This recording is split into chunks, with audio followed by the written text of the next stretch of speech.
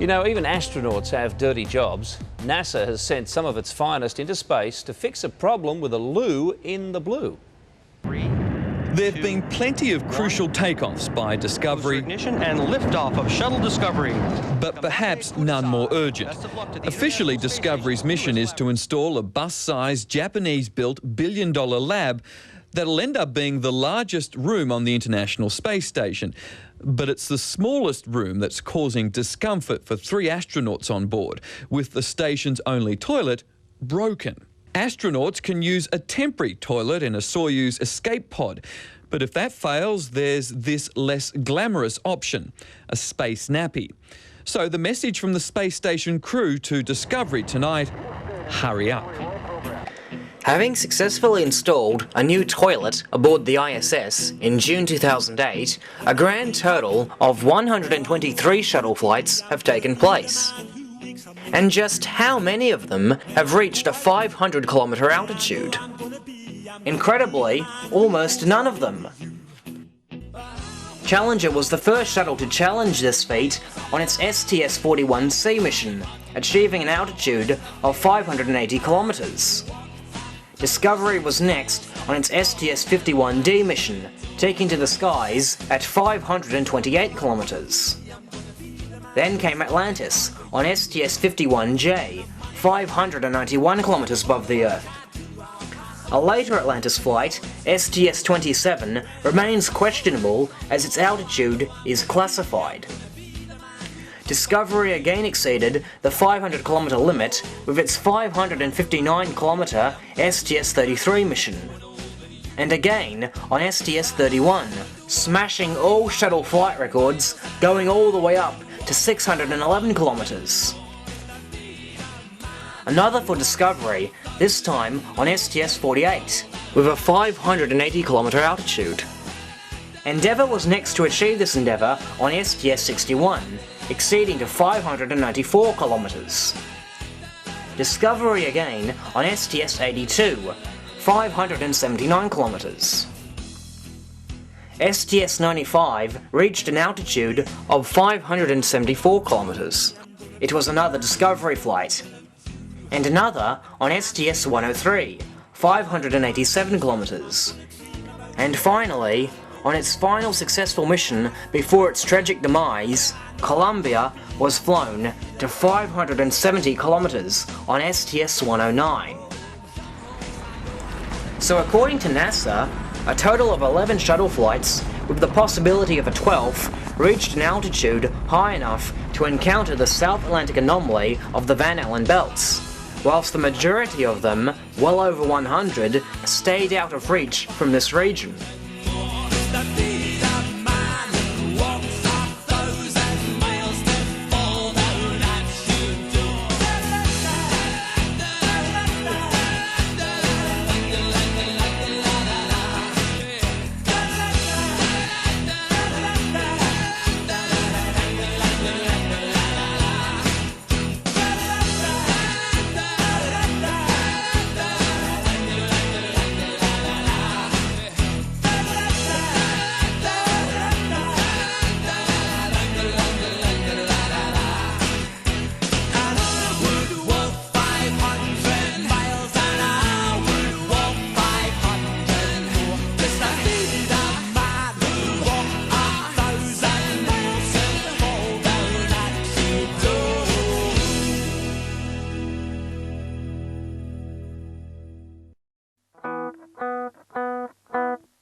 To be fair, according to Ken Jenks, an engineer for the Space Biomedical Research Institute,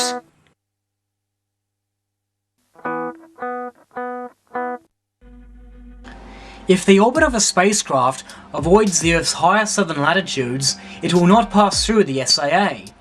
The angle from the plane of the orbit to the equatorial plane is called the inclination. Space shuttle flights typically have an inclination of 28 degrees, while most Russian launches have an inclination of 57 degrees. Spacecraft in orbits with a low inclination can avoid the SAA.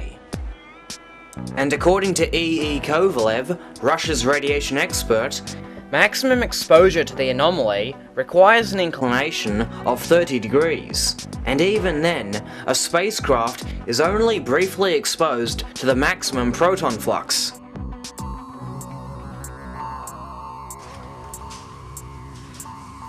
It seems that Phil Plait apparently agrees with Bart Sabrell that the space shuttle doesn't fly into the Van Allen belts. Giving the belts an altitude of 600 kilometers, he states quite confidently that shuttle astronauts stay below the Van Allen belts, and so they do not get a lethal dose of radiation. In fact, he doesn't even say anything about the shuttle's supposed adventures into the South Atlantic Anomaly. At least, this is what Plait tells us in his book. When interviewed on the Penn Jillette radio show on the 5th of February 2007, in which he debated with comedian Joe Rogan, he told us a completely different and contradictory story. This idea that no astronaut's been in the Van Allen belt, that's just wrong. Okay, well, who's been in through the Van Allen belts and survived besides the Apollo astronauts? Every single shuttle astronaut who has ever gone into space.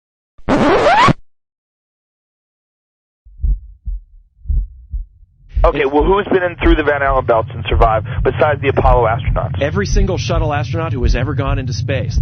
In his book, we were told that shuttles don't fly into the Van Allen radiation belts. Now we are told that every last one of those missions has flown into them. So which is it? Listen on, it gets better. The Van Allen belts are these regions of high radioactivity outside the Earth. It's caused by the Earth's magnetic field. Right, but they start at 300 miles out, and don't all the shuttle trips go to 300 miles? That's it. Nope, that's not right. There is a dip in the Van Allen belts over the South Atlantic. It's called the South Atlantic Anomaly.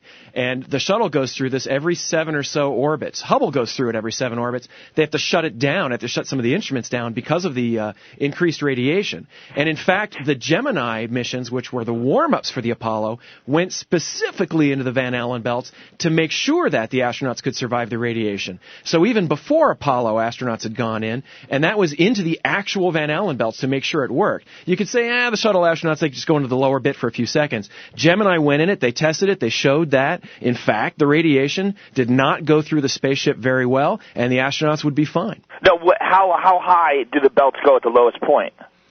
I'm not sure exactly how high up the surface of the Earth the South Atlantic Anomaly is. I know it's a couple hundred miles because that's where Hubble is, 250, 270, something like that. You can look that up. Easily the most conflicting statement in this entire radio debate. Phil Plait is now alleging that the South Atlantic Anomaly is low enough for the Hubble Space Telescope to encounter.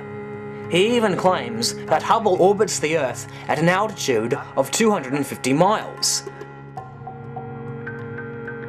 Which is 402 kilometers. Given that NASA themselves put this anomaly at 500 kilometers, going with Plait's figures, Hubble is a good 98 kilometers below this dip in the radiation belts. It's important to note that this figure for the anomaly's altitude comes from the Space Center behind Phil Plait. Welcome to Skepticality. It's our interview show with Dr. Phil Plait. Previously, Dr. Phil worked at the Goddard Space Flight Center, where he participated in the calibration and use of the Space Telescope Imaging Spectrograph, an instrument on board the Hubble Space Telescope. And today, we here at Skepticality are so jazzed to be talking to Dr. Phil Plait. Can you hear me? Hey, hey. Hey, hey. Essentially, Plait has created a lower altitude for the anomaly to suit his argument of the Hubble going into the belts.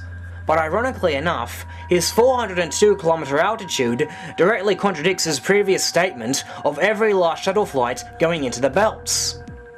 Okay, well, who's been in through the Van Allen belts and survived besides the Apollo astronauts? Every single shuttle astronaut who has ever gone into space. The very first shuttle flight in history, with astronauts John Young and Robert Krypton aboard, never got any higher than 307 kilometers above the Earth. So, for every single shuttle astronaut who has ever gone into space to have flown into the belts and survive, the anomaly would actually have to have been much lower than Plait's claimed altitude. I'm not sure exactly how high off the surface of the Earth the South Atlantic Anomaly is. I know it's a couple hundred miles because that's where Hubble is, 250, 270, something like that. You can look that up. So now there are two contradictions to Plate's story. The first being his apparent recant on his original story of all shuttle flights being below the radiation belts, and the second giving the anomaly an altitude that is clearly too high for some of the shuttle flights. Put simply, he has contradicted his own contradiction. In fact, the Gemini missions, which were the warm-ups for the Apollo, went specifically into the Van Allen belts to make sure that the astronauts could survive the radiation.